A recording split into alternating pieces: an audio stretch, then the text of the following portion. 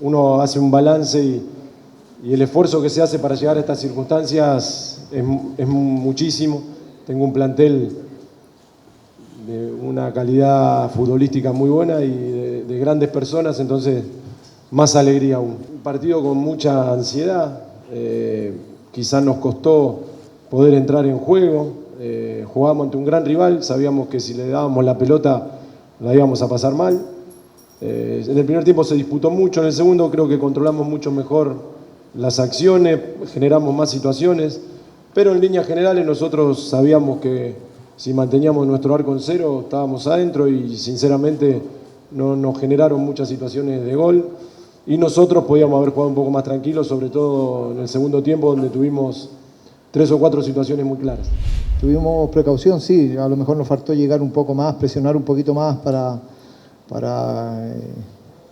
presionar un poco más el error de ellos. Pero en general me parece que fue un partido parejo, donde podríamos haber ganado si hubiéramos tenido un poquito más de certeza, un poquito más de claridad en la zona ofensiva. La verdad que estamos todos contentos por esta clasificación de octavos. Ahora vamos a esperar a quién se viene, vamos a ver qué rival nos toca.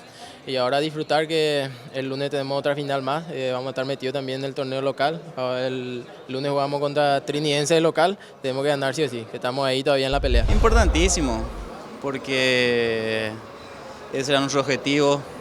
Tenemos un plantel excelente, un equipo humano muy bueno, desde los utileros, cuerpo médico. Yo creo que no merecemos esto porque no tuvimos descanso, siempre metiéndole con todo, y esto es el fruto del trabajo que venimos haciendo.